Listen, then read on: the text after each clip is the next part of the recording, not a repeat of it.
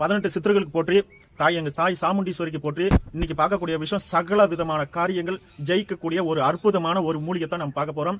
அந்த காலத்துல எங்க தாத்தா காலத்துல ஆடு மாடு வச்சிருப்பாங்க, பட்டியில இருக்கும், அதாவது காட்டு ஓரத்துல பட்டி பிடிப்பாங்க. அந்த பட்டியில மாடு ஆடெல்லாம் வச்சிருப்பாங்க.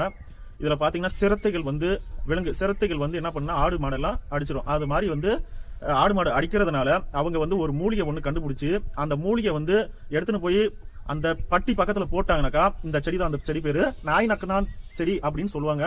இந்த செடியை வந்து சிவனுக்கு உகந்த செடி.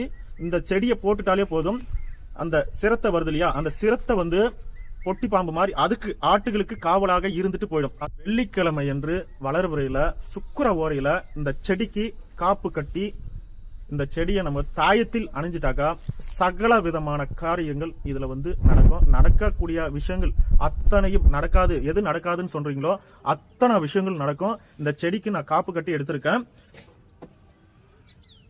இந்த செடிக்கு பாருங்க, அற்புதமா காப்பு கட்டி இந்த மூலிகை நான் எடுத்திருக்கேன். இதுதான் காப்பு கட்டு முறை. உங்களுக்கு அடுத்த வீடியோ